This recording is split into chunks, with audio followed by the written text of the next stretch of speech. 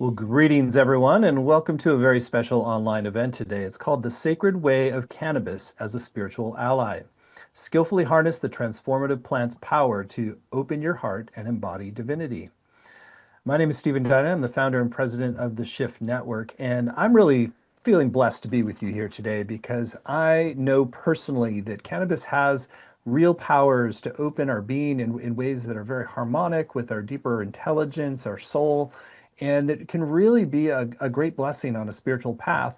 And I also have, I noticed that a lot of the world is not doing that, and that a lot of the ways that we relate with cannabis as a culture is not as evolutionary as possible. So today we're really going to focus on that upper octave, the higher potentials that can be be realized for yourself, for your consciousness, for your spiritual awakening. And we're going to get to do so with one of the pioneers in the world around this, who's done a lot of in-depth exploration as well as convening others in the field. His name is Stephen Gray. He's an author, editor, event organizer, podcaster, and ceremony guide. So Stephen, thank you so much for joining us here today. Happy to do that, Stephen. Great. And we are Stephen Brothers. We have Mhm. P-H-E-N. That's not very common that we have that. And I do want to say right up front that we're going to have a brand new program with Stephen called The Sacred Way of Cannabis that we'll share more about towards the end of the hour if you really want to take this and go deeper with it. So, Stephen, let's begin our time together with a little about your journey, particularly your spiritual journey into working with cannabis in a kind of a more sacred and reverential way. Sure. Well, it's been a long journey. Um, Cannabis had just arrived in my town.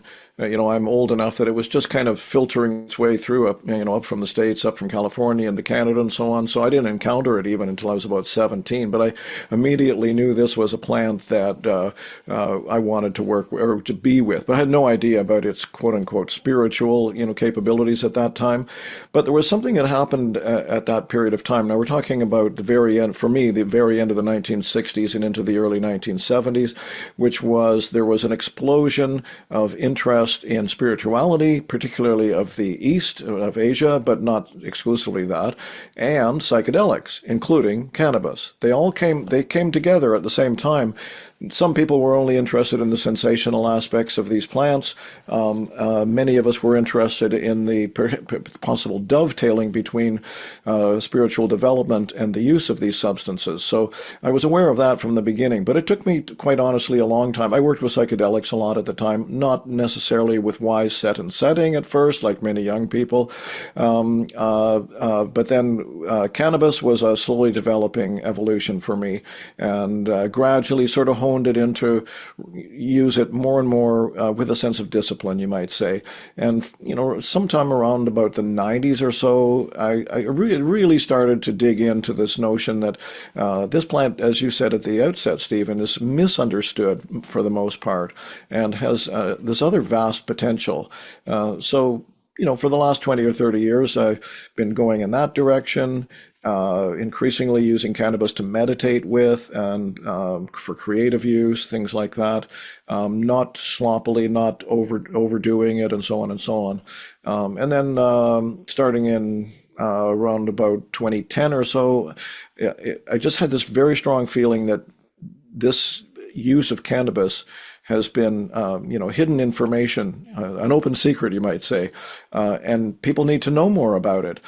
So I gathered 17 contributors, plus about 4 or 5 chapters from myself, and put together a book called Cannabis and Spirituality, An Explorer's Guide to an Ancient Plant Spirit Ally, which came out in 2016.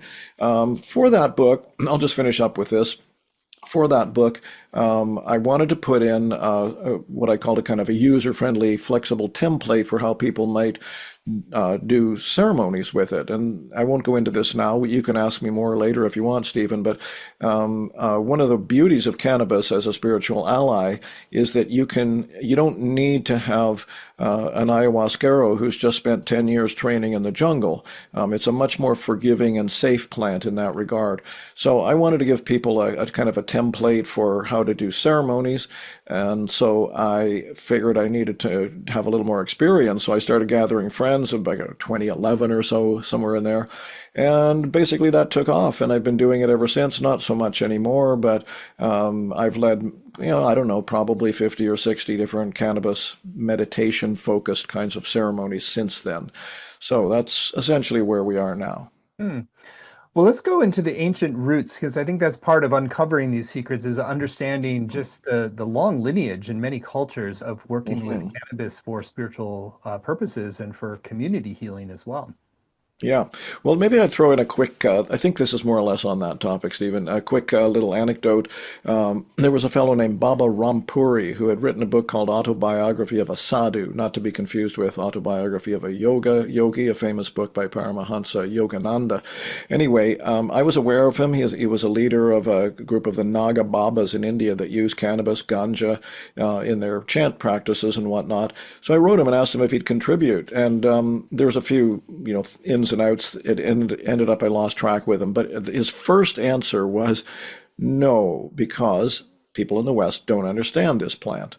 And so I wrote him back and I said, well, that's exactly why I want you to contribute. But nonetheless, that's just an indication of the fact that throughout Asia, in particular, a little bit into Europe, maybe somewhat more recently. I mean, say, within the last 1,000 years or so, but particularly in Asia, China, and throughout Southeast Asia and India and so on, cannabis has a truly ancient history of use as a spiritual ally. It's there on the pottery record starting in the Neolithic period about 7,500 years ago. You see cannabis residue in the grave sites of shamans and so on and so on. And then once you get into the written records, starting, I don't know, 1,000 or two before the Common Era, you start to see actual descriptions of cannabis use in ceremonial, or cannabis in ceremonial use, and getting deep into yourself or whatever.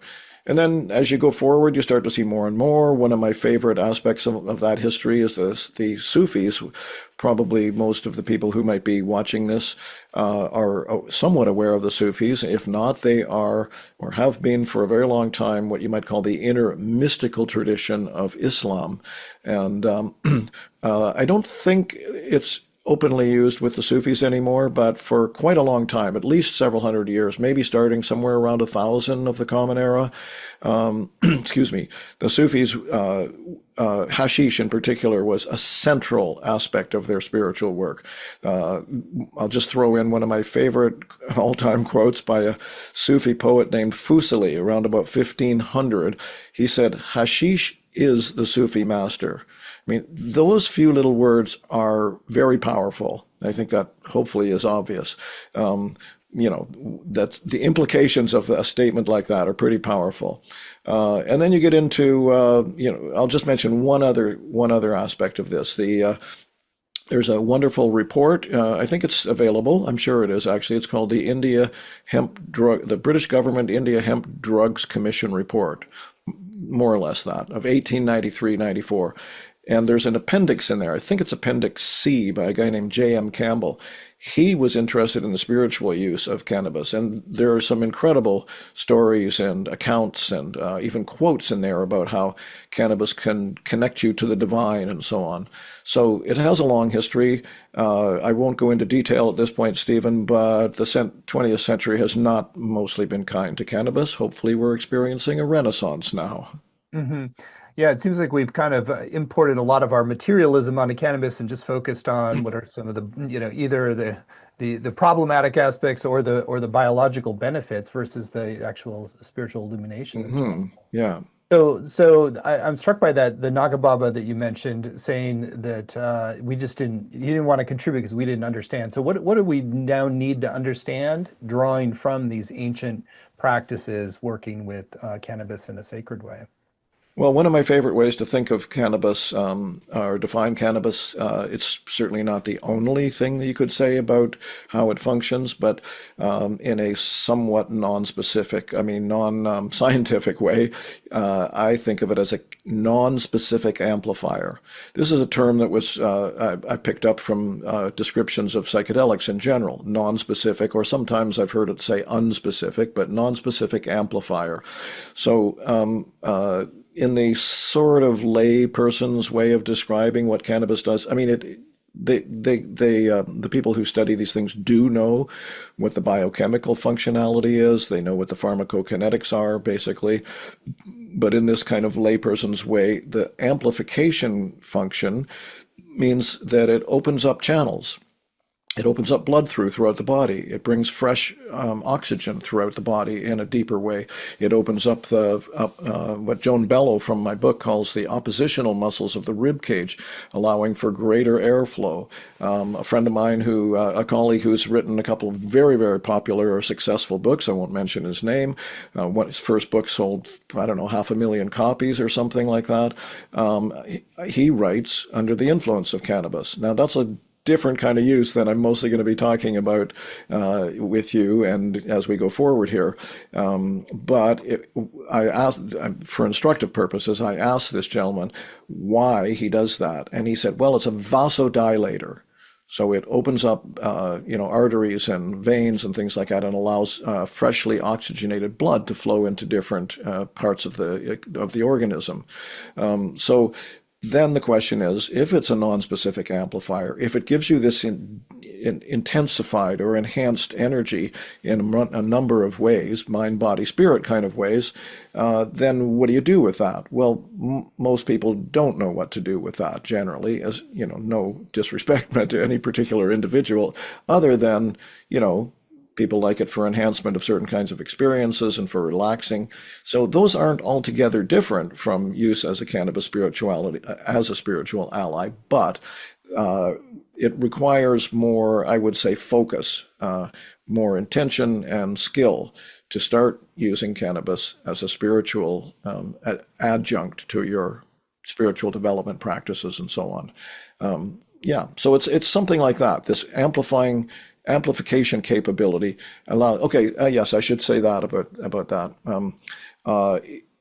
When you can channel that energy, like people channeled it into all kinds of different things, I have no particular judgment about any of that, but when you can channel it into presence, when you can quiet the mind, at least for part of the time, because that's not easy, regardless of whether cannabis is involved or not. I mean, how many of us, including myself, how many of us can sit down for half an hour on a meditation cushion and not have a thought for half an hour? The only person I've ever heard that says he can do that is Eckhart Tolle, who claims he can do that. So that's just, without cannabis. Once you add cannabis in, it raises the stakes because it energizes things, right? So it becomes, in a sense, even more challenging to let go of the habitual patterns, the status quo, what Buddhist and other teachings would call the ego, and empty into the presence of or the presence of being present. It's, in a sense, you might just say cannabis is almost exactly like a regular kind of follow the breath, simple meditation practice, just deepened. And so it gives this possibility of empowering that. Hmm. One Yeah. thing that I've noticed is that it really opens up intuitive channels when you use it in a more intentional way. That there's sort of like the Hmm. download function really comes online for Yeah. me. I think other people as well. I wonder if you can comment on that. That you sort of start to have access to higher dimensions of your consciousness that might normally be offline. Yeah, I think so. I mean, that's what I meant by these opening and deepening capabilities of the plant, right? So there's almost like two, I don't know, I don't want to draw too tight a line around it, but it's almost as if there's two somewhat different foci, or foci, I don't know. Anyway, one would be emptiness meditation in a sense. So one way that I like to think of cannabis or working with cannabis is the same as what Buddhist and other great teachings would say about about presence altogether, which is, Rumi said it better than and more often than just about anyone. Silence is the language of God. All else is poor translation. Or don't let your thoughts cover the moon of your heart. Let go of thinking. Let silence take you to the core of life. It's in the space between mental activity where we open up potentially to the gateway of heaven or wisdom or enlightened mind or whatever you want to call it. So when I say there's almost two sort of slightly different uses, that's emptying into it as much as possible. Now, the intuitive aspect of that can happen in a flash in that within that space, like you're sort of sitting in the temple as it were. But also you can nurture that a little bit more. So I think of that more as the creative use of cannabis, that you can gain insights into things that you didn't see otherwise, or were obscured or just never occurred to you. Yeah. Does So that answer that yeah, question? yeah, it's great. So let's circle back, and you were talking a little bit about the ceremonial use or creating the kind of right set and setting, being more Yeah. disciplined with it. So as you evolved your own practice with cannabis, what did you start to see was sort of were necessary conditions or helpful conditions to have a more elevated experience of working Yeah. with? Good question. So first of all, sort of loosely on that subject, Stephen, I want to say that if people have never used cannabis with that level of focus and discipline and intention, they may not realize how different experience with cannabis can be than typical, so-called recreational or even, kind of medicinal use can be.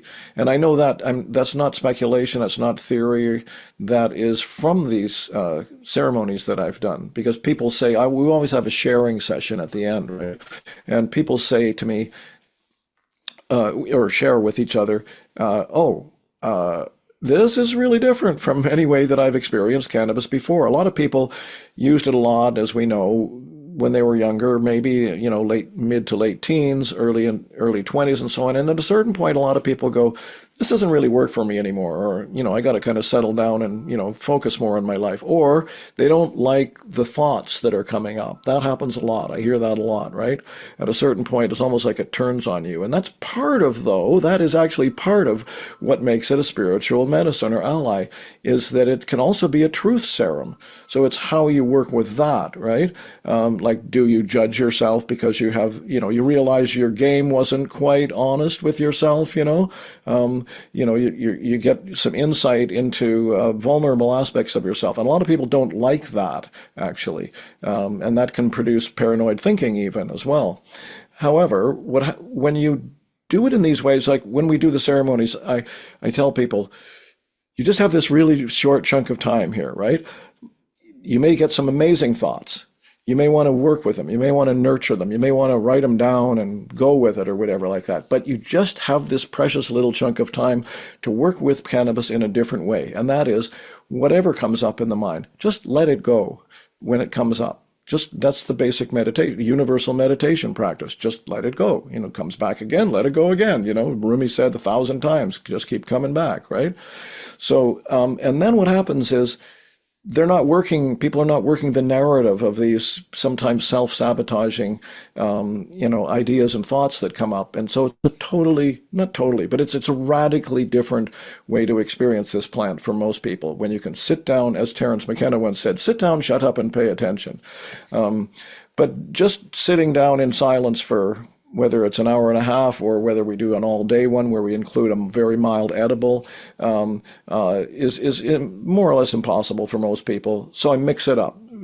I always think of the sort of coming back to silence as much as possible as the wellspring, the source, so to speak, and then we'll mix it up, do that 5, 10, 15 minutes, depending on the group of people that I'm with, and then I'll break it up with like some sound journeying, some guided meditation, a bit of movement, get up to a little bit of movement, whatever, shamanic drumming, different things that I do with people.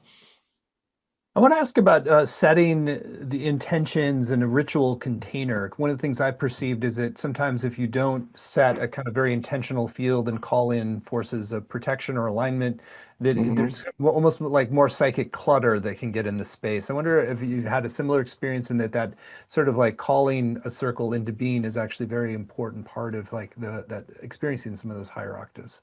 Yeah, that's an interesting question. I was around a Buddhist practice for a very long time, and they always protected the space at the beginning. We smudge people as they come in.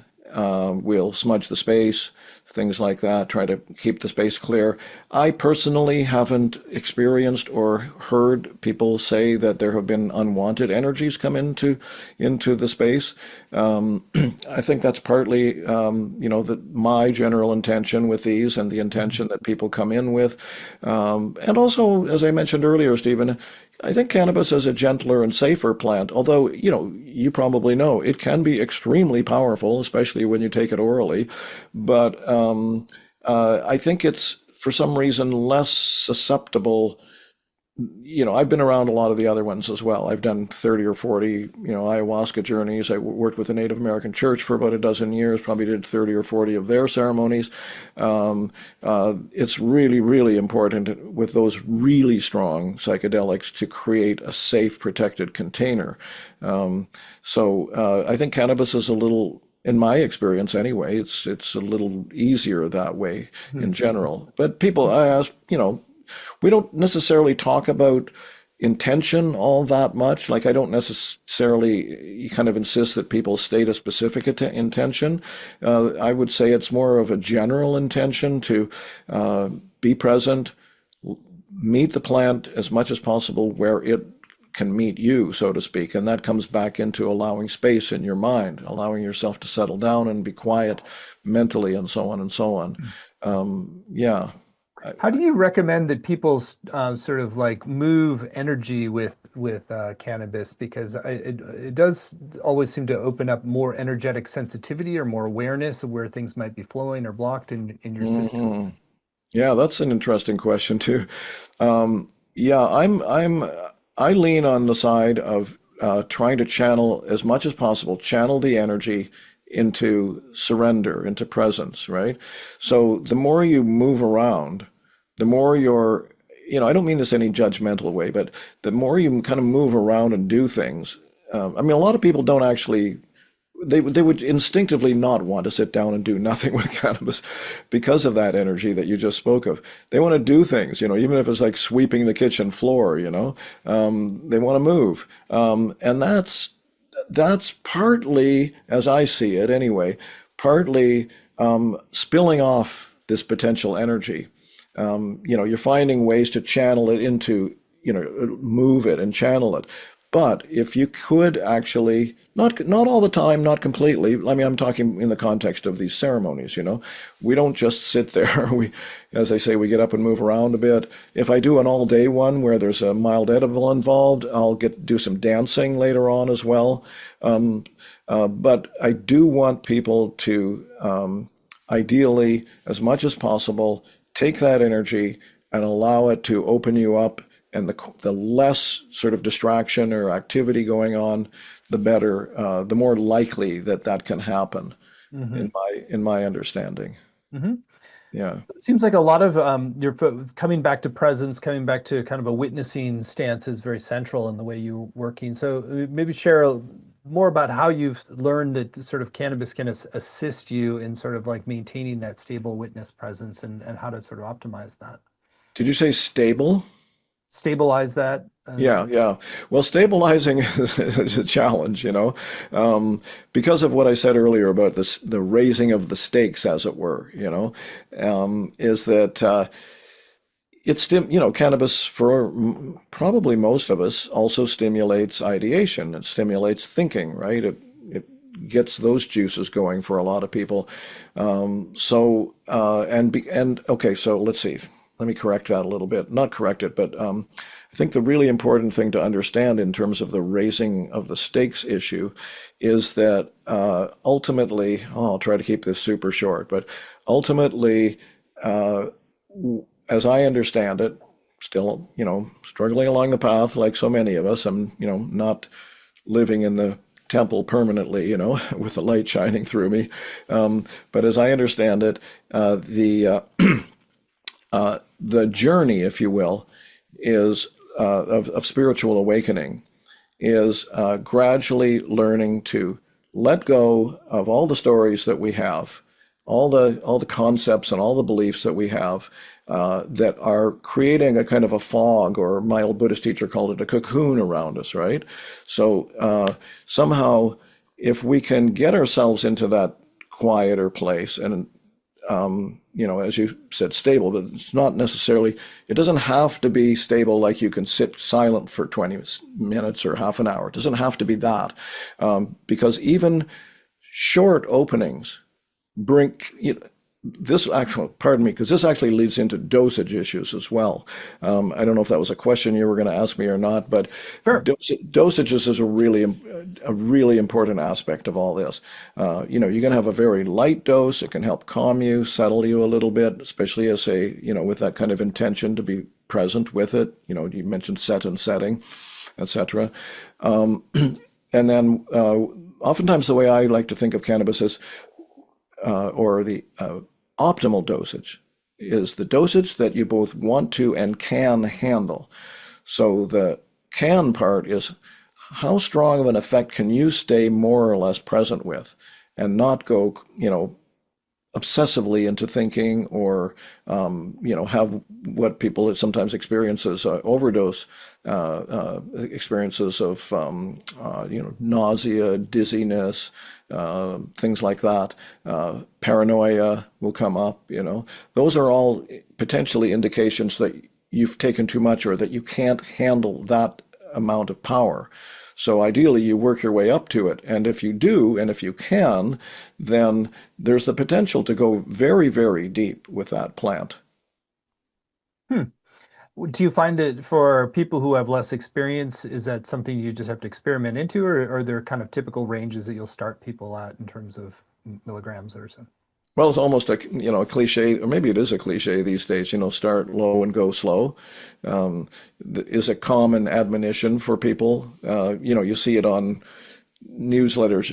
I probably get 3 or 4 different newsletters from companies that sell various versions of cannabis, like Leafly.com, for example, and they'll have little articles in there. And so often you see start low and go slow, right? So if you're not used to cannabis, if you're a particularly sensitive person, if you haven't had experience with psychedelics or uh, have dived really deep in meditation somehow, then yeah, start with a very small amount, especially these days. And that's a whole other topic, which is, what are you smoking, and how are you smoking it? What are the methods of intake, but also, what strain are you using? What kind of combination of effects, et cetera, et cetera. But you start slow, start low, I mean, and especially if you haven't tried, I would say, especially if you haven't tried that particular strain or cultivar is what the growers call them, before, just have a very light puff, toke, hit, whatever the young folks call them these days, and sit with that. See if you can sit in silence with that, more or less. Thoughts come up and just be gentle with yourself, allow them to go and come back again, just sitting on your cushion or whatever, and then see how that feels. And the thing is, if it's not much of an effect and you feel very comfortable there, within 5 to 10 minutes, you'll know that for sure. You could have another toke, another hit. So you could work with it that way. And then the next time you come back, you could try going a little deeper with it, right? But as I said, it really matters in my experience.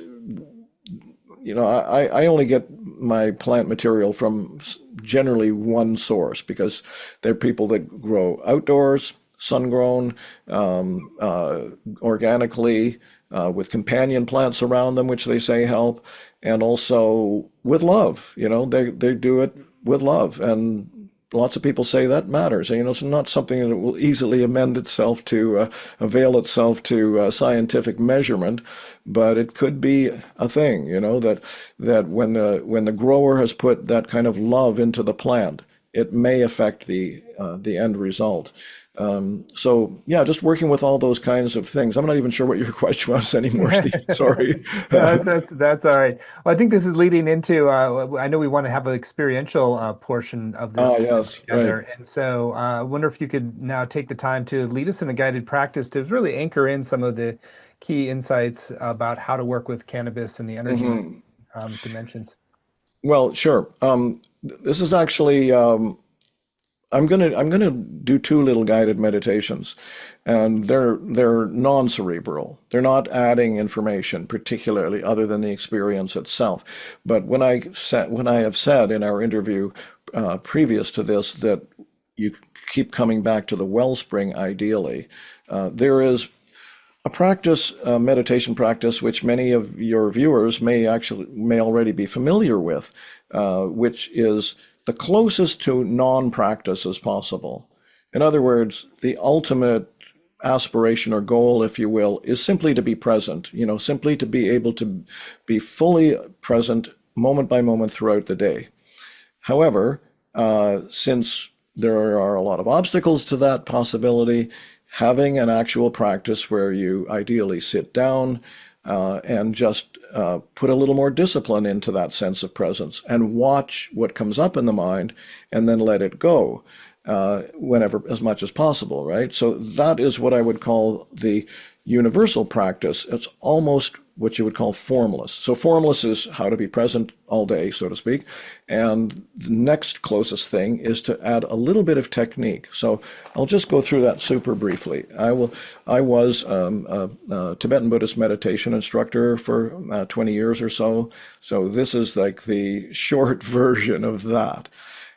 So take a straight back posture, ideally not leaning against anything because there's a sweet spot that you can find. This may be unfamiliar to some people, but hopefully you can work your way around over time to being able to sit, whether it's on a chair, on a bench, or on a meditation cushion without support for your back so that your spine can be aligned, so that energies can move freely up and down your spine, and so on and so on.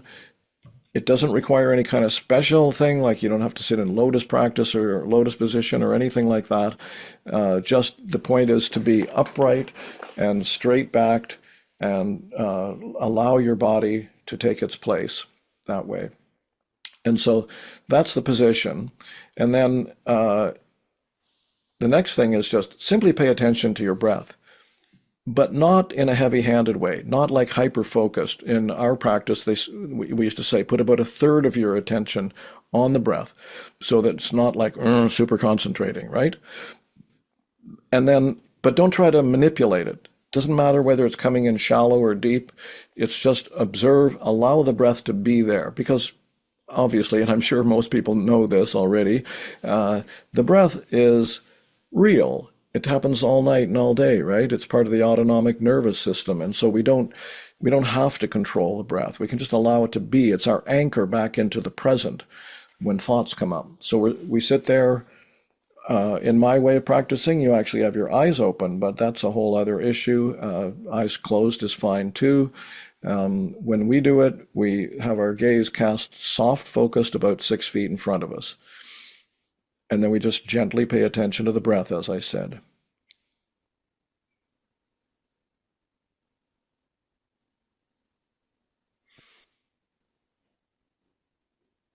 So you could just do that, but then inevitably some thought is going to come up.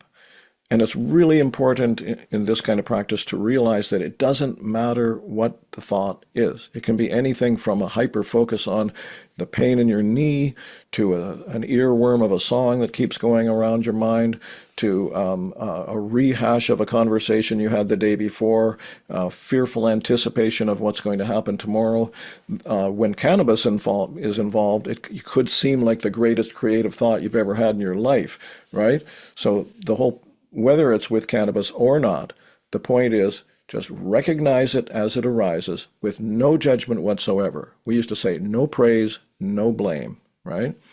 And then allow that to dissolve and come back to this, as I say, gentle attention on the breath. So I don't want to take people's time to go through that at any length, but maybe we could just do that together for like 1 or 2 minutes here, just to sort of give yourself a fresh, test of it.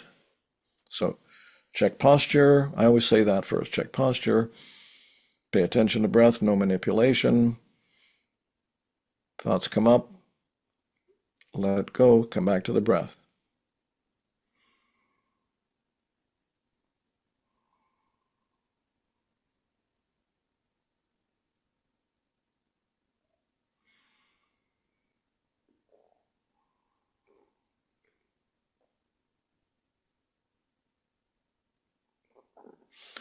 So people may know that there are two things that can happen with that and that are both essential. One is that you can start to soften. You can start to let down the guard, as it were, right? But also, you begin to see, this is the lifelong practice of this kind of universal meditation. You begin to see that the thoughts are not you, right? They're what my old teacher called temporary clouds passing through, right? And that is incredibly powerful over the course of a lifetime. When you bring cannabis into the picture, because of that amplification capability, it can empower or strengthen that letting go, that surrendering, that softening, opening of the heart, settling into a deeper peace. Okay? So that's the wellspring that we keep coming back to. In my ceremonies, I also do different types of more active guided meditations. I'm sure most people are familiar with their various versions of body scans, for example, right? So I have one particular version of a body scan which I've found through the feedback I get from my ceremonies to be particularly effective. I like to call it the white light or pure healing, purifying nectar practice. A little bit of an unwieldy title, but that doesn't matter. It's essentially a version of a body scan with a little extra power. If I had more time, I'd talk about white light because light is real. I hope I'm not saying anything that's completely ridiculously obvious to most people, but spiritual light is real, and many people have experienced that, including myself. And so it's like an empowered body scan. So what I do with people in the ceremonies is I talk them through the beginning of it, and then I just let them do it on their own for a few minutes before we move on to something else. So basically, always, again, check posture first. This one, eyes closed for sure. Notice the breath, because the breath is going to be your kind of guide through or accompaniment through this practice. How does the body feel sitting on the floor, on the carpet, on the cushion, on the chair, whatever? How does the clothing feel on you? Letting the breath come and go. And then imagine, and as I say, either a pure white light or a purifying white nectar coming down from above through the top of your head, crown chakra, if you know of that, and basically at your own pace, on the medium of the breath, allowing that white light or pure nectar to come slowly down from the top of your head in through your forehead, a little further each time with the breath, down through your eyes, noticing if things are tight around your eyes, forehead scrunched, and so on and so on. Allow it to come down a little further into the cheeks, mouth, jaw. Allow it to cleanse and purify, drain out toxins. And then at your own pace, you just keep doing that until you have brought that white light or pure nectar all the way down through your body and out through your feet. People often talk about, or people that know, say that the earth can transmute those energies. So it's okay to allow those toxins to be cleaned out and drained into the earth. So then I just allow or ask people to sit with that for perhaps 2, 3, 4 minutes. So let's just do that for about a minute together, though.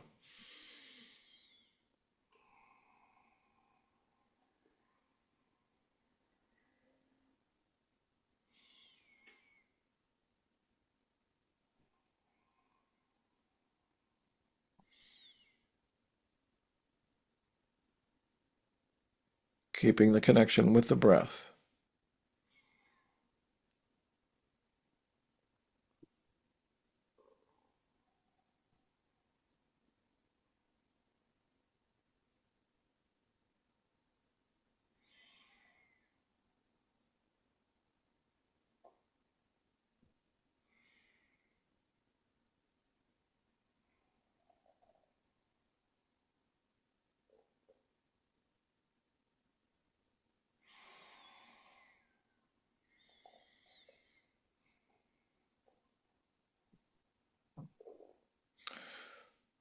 So, as I said earlier, Stephen, practices like this, when joined by the amplification function of cannabis, can really take us deep into opening, into softening, to opening up the heart, into calming down, tenderizing. Hmm. Beautiful. One question I have is, so we're doing seated meditation with spine erect. Do you get some of the similar benefits while laying down? Because oftentimes you want to be more kind of like, I don't know, kind of relaxed or something. And so Oh sometimes yeah, yeah. seated meditation can feel a little bit formal. Oh But yeah. Well, yeah, that's an excellent question, actually, and I do play with it. Okay, well, I'll mention this little one for starters. My old Buddhist teacher said, lying down is great for sleeping. And I say that just kind of, with a sense of humor because I tend to encourage more sitting upright in general. And it's the best I can explain it is that there's a sense of being up and awake. This is not necessarily about just getting comfortable. It's not a palliative in that sense, right? It's about being present. And so there's both a physical sense of, like, first of all, the alignment, the energy, the connection. You could think of our bodies as the world tree in a sense. We are the tree that connects the heavens or the sky with the earth. We're sort of the link in between the sky and the earth, right? So energies can go both ways, up and down through the organism in that way. So I think that's helpful to do that, to be able to do that. And there's also a kind of what you might call a psychologically symbolic component to that, which is a sense of just uprightness in a metaphorical sort, not metaphorical, you know what I mean, a Mhm. symbolic way, like the sense of aliveness, alertness, awakeness. And I think that's potentially valuable as well. Now, especially when we do the longer ones, the day-long ones that go from maybe 10 a.m. to 5 p.m. or something, and with a little feast and sharing and a feast and all that, and bring in to keep it going longer. We bring in like a mild, sort of just above maybe microdose level of an edible, like a little chocolate or something.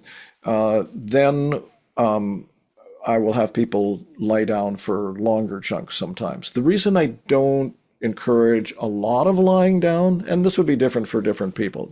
None of this is carved in stone, by the way. That's flexible. These are the ways that I've come up with working, and that's one of the beauties of cannabis, as I said, is that it's gracious. It's a gracious ally. You can work with it in different ways. There's no rule exactly that it must be done like this. There's just some core principles about being present, opening, surrendering, and all that. So the reason I don't encourage a lot of time lying down is because uh, you can get sleepy. People can sort of start to nod off and not even necessarily be able to tell sometimes whether they're awake or not quite awake. So that's the reason I don't encourage, lying down all the time with this. But again, I don't know. I mean, if you're the kind of person, and again, that's the beauty of cannabis. You can do this on your own. You don't need a guru or a sitter or a guide leaning over you. You can do this by yourself, right? It was very cool. I want to Yeah. ask, since I want to spend some time talking about your upcoming course, is a really great opportunity to deepen a sense of real practice, spiritual practice with cannabis. But before we do that, I also want to ask you about integration. So I think one of the things that I've noticed with cannabis is that it can be very expansive in the moment and sometimes hard to kind of bridge back into that or integrate later unless you do so consciously. So, what have you found are some of the best practices around ensuring that whatever openings and recognitions are sort of really optimally integrated moving forward? Well, Stephen, quite honestly, you're a master of asking the right questions, of hitting the right topics, because that's essential. Um, yeah, absolutely. It's exactly what you just said. You have these moments. It's the same with I do like to think of cannabis as a psychedelic, psychedelic, opening, deepening like that. What does psychedelic mean? It means mind manifesting or soul manifesting. Cannabis has that potential. So, although it may not technically act on the 5-HT2A receptors that they talk about, functionally, I'd say it's a psychedelic. And so it's similar You have a visit. You know, the famous religious scholar Houston Smith said, it's clear that psychedelics can produce religious experiences, much less clear they can produce a religious life. And so it's the same with cannabis. Yes, you have these, hopefully inspiring, beautifying, opening, tenderizing, insightful experiences with cannabis. And then, yeah, you're back to base camp, so to speak. So what do you do? Well, I don't have the authoritative word on how one integrates, those kinds of experiences. But I will say, for starters, you can't rely on it. You can't rely on cannabis to do that for you, so to speak. In my experience and observation, if you've had I've had many, many beautiful experiences with cannabis, and the instinct is, oh, I want to do that again. I want to repeat that experience. But the problem is, if you start thinking like that, the more you do it, the more you start to run into diminishing returns effects, and then it can end up into a dependence, or what researchers now like to call an addiction to it, right? So that's a starting point with that. As far as how to integrate, for me, it's just simply being as present as possible every moment of your day, and then dipping back into those experiences for, like, well, let me put it this way. The novelist Tom Robbins wrote a lot of wonderful books. Anyway, later in his life, he was asked in an interview, "Do you still take acid, LSD?" And he said, "Yeah, once a year for a reality check." Well, so I'd say with cannabis, if you start doing it every day like that, as I say, it's going to end up being kind of dull and routine and potentially addictive in that sense. If you can let your endocannabinoid receptor system clear out over several days or longer, and then come back to it with that kind of intention, and work with cannabis that way, then, excuse me, those become reminders in a sense, or tapping back in, like refueling, you might even say, right? But the rest of the time, I mean, if you do that, like I do it once a week. I'm not saying anyone else should do it once a week, but I do that once a week. I sit down alone with cannabis once a week, generally.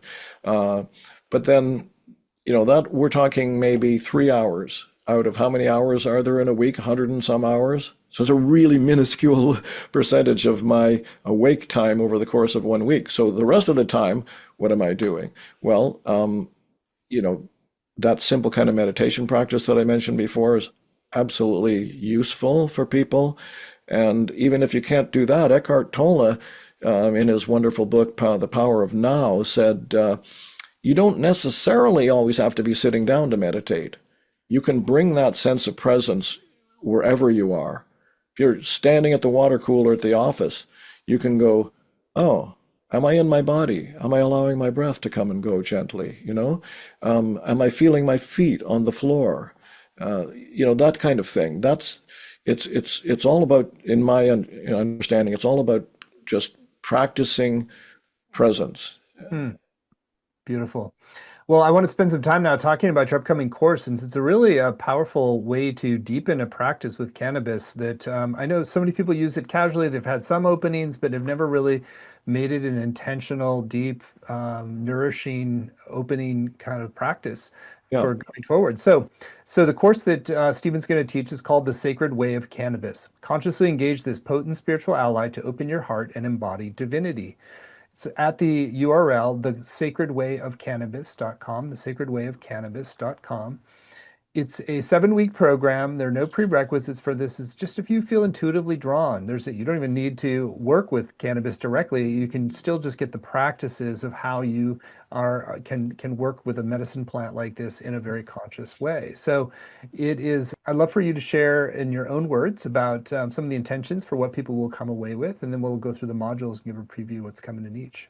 Yeah, well, I'd say it's okay. So here's one way of thinking of cannabis. I did a 3-day silent meditation retreat a couple of summers ago without cannabis, until the very end, the evening of the third day. So 8, 10 hours a day. I was alone. I wasn't talking. I wasn't checking social media or phones or anything. I was just doing that simple, we call it's shamatha practice, is the Buddhist or the Sanskrit word for it. Shamatha translates as dwelling in peace. And I did that for 8, 10 hours a day for 3 days. And on the final evening, after dinner, I had not a huge amount, but a couple of tokes of cannabis. And then I sat some more. And right away, I had this realization, oh, this is the same thing. This is actually the same thing. It's just a little deepened, a little stronger. So, that's what I think people can get from working with this plant, is it can strengthen and deepen existing spiritual development. On its own, if you don't, as you say, integrate it, Stephen, I don't know how useful it would be, how durable the effects would be over time. But tapping into this tenderized, open state can be, as I say, a refueling station to keep coming back to and remind yourself, and then work with that energy. Hmm. Beautiful. So module one is called Explore and Reframe Cannabis's Ancient History to better understand how it can become part of your life today. Yeah, well, we talked about that a little bit at the very beginning, which is that it does have an ancient and widespread use of as a spiritual ally on this planet, going back at least 10,000 years, if not longer. China, they have pottery records and so on and so on.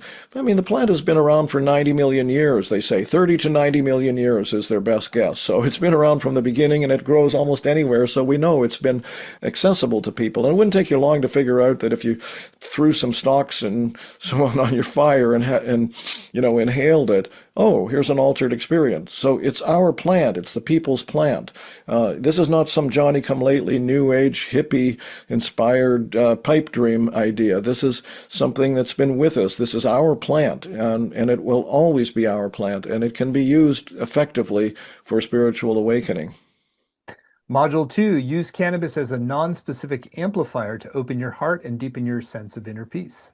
Well, I want to talk in that one a little bit about the spiritual principles behind all that. And so I think we addressed briefly that topic during the earlier part of our conversation, Stephen, where it's, again, as I just said a moment ago, in a sense, cannabis is a reality medicine. If you channel it like that, if you know how to use it like that, it deepens you. It's not about escaping. That, really, folks might say, really not about escaping. No, it is not about escaping when it's used that way. It's about deepening our experience. And so I would talk a little bit about the basic principles of, how spirituality functions in terms of softening the ego and that sort of thing in that unit or module. Module three, practical guidance for working with cannabis as a spiritual guide. Yes, so those are the what I was going to say, logistical type things, the practical things like dosage. I mean, I mentioned earlier in our conversation optimal dosage and issues around that.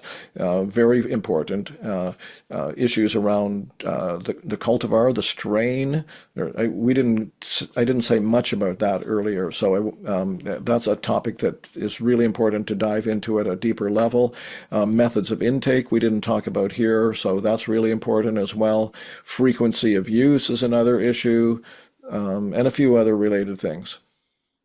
Module four, put cannabis and spirituality into practice. Yeah, in my book, I called it practice, and then in brackets with a little s. So starting with that wellspring that I mentioned earlier, that idea that you can keep coming back to a sense of presence. So what you really want to do ideally is meet the spirit of cannabis nakedly, as it were. But then that's challenging. That's the most difficult way to do it for most people, I think. And so a lot of other practices, especially if they're more or less non-cerebrally focused, can help deepen And then, as I say, maybe keep coming back to that wellspring. So yoga, yoga postures, different things like that, movement exercises and things like Tai Chi, breath work and breath practices can be quite useful. Guided meditations like the one we did earlier and other versions of things like that can all be helpful at helping people get present, more calm, and so on. And yeah, and then that can even extend, as I said earlier in our conversation, well, I didn't say it quite like this, but setting issue is more flexible with cannabis than it might be, say, with ayahuasca or peyote or LSD or psilocybin mushrooms. It could even be in the woods if you feel safe in those particular woods, and you can quiet your mind more or less and just be present and walk. You might say that's a type of walking meditation, and all those kinds of practices can be very useful, and we'll go into those. Module 5, group ceremonial work to cultivate perseverance and unforced discipline. Hmm. Well, many people know, probably most people who are tuning into this, have had experiences with some kind of group practice, meditation practice, yoga practice. There's something about working with a group that, it has intangible benefits.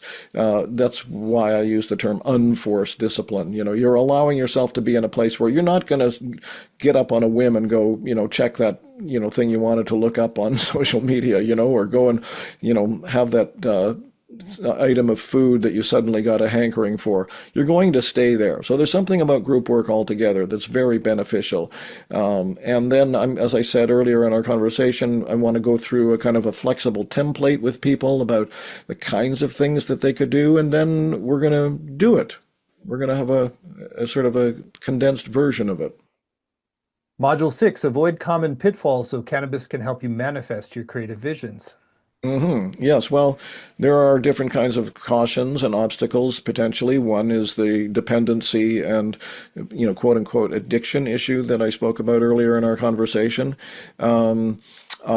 Frequency of use is related to that, of course. Not relying on cannabis as, your only sort of spiritual practice. Integration is really important. And then there are also some cautions, which I'll discuss. There are a lot of controversy about cannabis with adolescents, for example. Certain kinds of people are maybe counterindicated for cannabis if they have some particular kinds of heart issues, for example. And finally, Module 7, cannabis is a tool for the widespread transformation of consciousness and is a sacrament of peace for the universal religion of the future. Or at least it could be. Uh, one would hope. Well, first of all, as I said, it's the people's plant. It's our plant. Anyone can grow it. Well, hopefully. I mean, certainly in Canada, anyone can grow it, and lots of other places. And, if you're willing to break the law, it's still easy to grow, and easy to find, obviously. So it's not like, say, ayahuasca. I mean, how many of us would actually even have access to ayahuasca? And it's something that needs to be done, in the terms of the kind of things I was talking about earlier, in a very carefully, tightly controlled ritual container, cannabis being more flexible than that. But it has this potential to calm, again, with intention and some skill, it has this potential to calm and settle us down. That's what is meant by the term sacrament of peace. And for the universal religion of the future, well, as long as it's non-dogmatic, non-hierarchical, and ego is kind of, it's left alone in its corner over there somewhere, then it is our most accessible sacrament, if you will. It's a beautiful vision, and one I really very much align with. So, what a great program, and I think this couldn't come at a more timely moment since there's such widespread legalization and so little teaching and practice around how to sort of open the higher octaves around working with cannabis. So, again, the whole program is laid out in detail at thesacredwayofcannabis.com.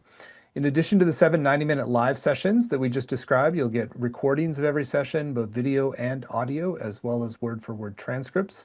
The weekly practices you can do at home for deeper inquiry. There's community group to support you and deepen your experiences, as well as a number of bonuses that Stephen's been very generous in adding. There's a full digital handbook on practical guidelines for effective use of cannabis as a spiritual ally. There's a video teaching from him on timeless plant ally meditations. You want to share more about that video? Yes, it's kind of like the two experiential exercises I did earlier. I would go through some of the kinds of things that I do, including sound journeying and different aspects of that. So, yeah, it's just basically some of the tools you can use. Great. And then finally, one special bonus you get if you sign up by midnight tonight Pacific time. We like to do this as a way to encourage you to take the time to go to the page and thesacredwayofcannabis.com and tune in. And if you move forward today, you're going to get a special bonus, which is lessons learned and insights gained with cannabis, how to work with this powerful ally. Special video teaching from Stephen. Anything you want to share anything about that particular bonus they get today? Oh, well, just that it's going through the kinds of things we spoke about today, Stephen, that I believe that one is an hour long. And so I really go into detail in that video. And so there's a lot of practical, useful things that people can pick up from that. Great. Well, we've kept this really wonderful program and we've kept the investment very accessible. It's just 3 payments of $128, or you save 10% when you pay in full with one payment of $349. The course is going to start August 20th and run Wednesdays at 9 Pacific, noon Eastern. But even if you can't make the live times, you can still get the full value with the recordings, the transcripts, and the community as well. So there's some great testimonials from people who have worked with Stephen, and you're really in good hands, and he's dedicated many decades to refining this work. So it's a great way to turn this into a spiritual practice and to really relate to a medicine plant at the highest level possible. So again, it's all at thesacredwayofcannabis.com. And if you sign up by midnight tonight, you're going to get that special bonus, which again is lessons learned and insights gained with cannabis. So Stephen, really illuminating hour. Really appreciate the depth of wisdom and practice and inspiration you've offered. So anything still on your heart you want to share with folks who are considering doing the course with you? Hmm. Just really an encouragement, that we all are using sort of Buddhist language. The word Buddha just simply means awake, or one who is awake. And what the Buddha and many others, not just Buddhism, of course, have taught is that that is our true nature. That it's not so much finding another way, some new thing. Exactly. It's not trying to change oneself. It's just learning how to relax into who we already are. And that's a mouthful. I mean, that's a brainful, that takes a lot.